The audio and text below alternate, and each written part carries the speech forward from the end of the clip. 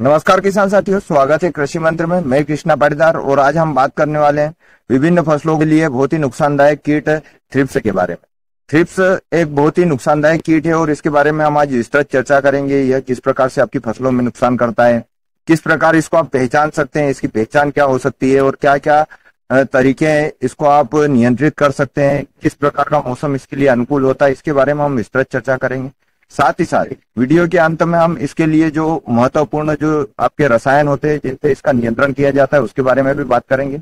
तो वीडियो के अंत तक बने रहिए और यदि आप चैनल पर नए तो चैनल को सब्सक्राइब कर लीजिए, बेल आइकन पर क्लिक कीजिए ताकि खेती से जुड़ी जानकारी आपको मिलती रहे।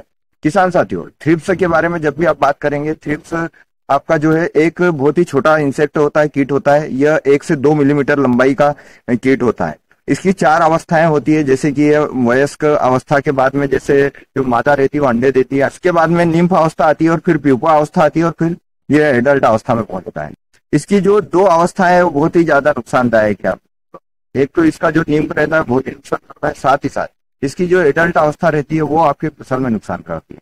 अब यह किस प्रकार से नुकसान करती है इसके बारे में यदि आप बात करेंगे तो यह आपकी विभिन्न फसलों में आपकी जो फसल है उसके जो पत्ते हैं उसको जो उसका जो रस है उसको चूसता है और पत्ते को सिकुड़ा देता है।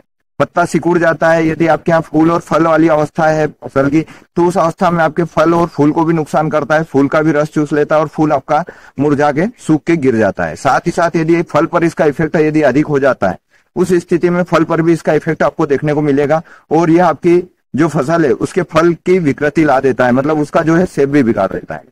अब इसको और अच्छे से पहचानने का एक और तरीका है। अब जब भी इसका अटैक बढ़ता है इसके लक्षण यदि आप देखेंगे, पत्ता आपको ऊपर की तरफ मुड़ा हुआ दिखाई देगा। साथ ही साथ पत्ते के नीचे की सतह पर जब आप देखेंगे तो आपको चमकीला चांदी कलर का, सिल्वर कलर का आपको चमकीला पदार्थ दिखेगा। यह इसके लक्षण है। इस तरीके से आप इसको पहचान सकते हैं।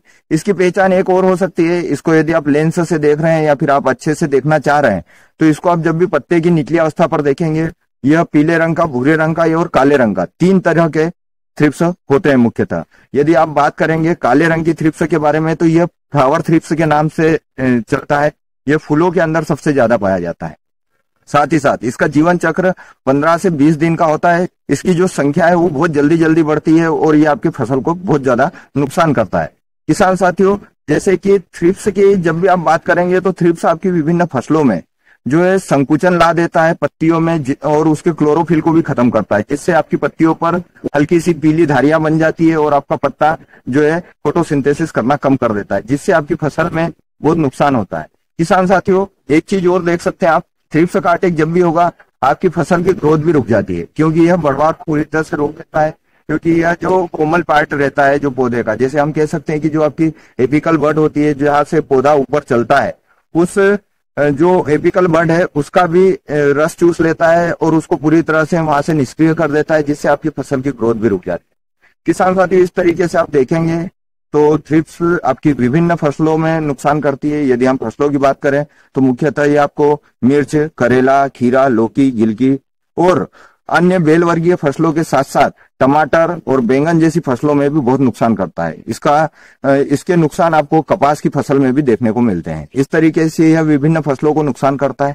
इसके नियंत्रण की जब भी बात करें तो सबसे पहले इसके लिए जो अनुकूल मौसम है उसके बारे में आपको समझना चाहिए। यह आपके यहाँ सबसे ज्यादा जो मतलब कह सकते हैं कि टेम्परेचर जब आपके यहाँ 30 डिग्री सेंटीग्रेड से लगा के ऊपर जब जाने लगता है उस स्थिति में आपके यहाँ थ्रिप्स की मात्रा अधिक होती है, मतलब थ्रिप्स जल्दी से बढ़ता है, तेजी से बढ़ता है। इसके अतिरिक्त इसके लिए जो है ह्यूमिडिटी जब कम रहती है, मतलब आपके यहाँ जब भी सूखा मौसम रहेगा, शुष्क मौसम रहेगा और ह्यूमिडिटी कम रहेगी, उस स्थिति में आपके यहाँ बहुत ज्यादा संख्या में थ्रिप्स देखने को मिलेगा। तो इस तरीके से आपके यहाँ यदि मौसम बना हुआ है तो आपके यहाँ स्वाभाविक है कि आपके यहाँ थ्रिप्स लग सकता है, तो आप उसका प्रिवेंशन कर सकते हैं। किसान साथियों, इससे बचने के लिए आप यदि चाहते हैं कि इसका नियंत्रण करना चाहते हैं तो आप कुछ तो ट्रैप आते हैं जिससे आप इसको नियंत्रित कर सकते हैं। यदि आपने फसल लगाई है उसमें आप नीले और पीले कलर के जो आपके चिपचिपे ट्रैप आते हैं इनको आप लगाइए, इससे भी आप थ्रिप्स को नियंत्रित कर सकते हैं। साथ ही साथ यदि आप इसको केमिकल से नियंत्रित करना चाहते हैं, रासायनिक दवाइयों से नियंत्रित करना चाहते हैं, तो आप सबसे पहले अलग अलग आकार आपको बाजार में मिलता है, अलग अलग बात में मिलता है, आप इसका उपयोग कर सकते हैं।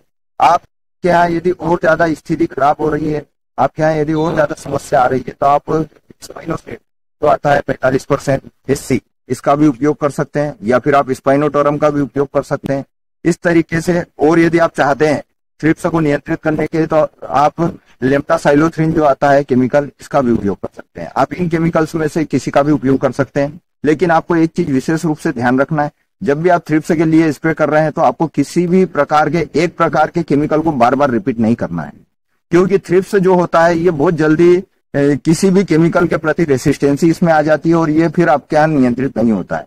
इसलिए कोशिश कीजिए आप एक प्रकार का केमिकल कभी भी लगातार उपयोग मत कीजिए।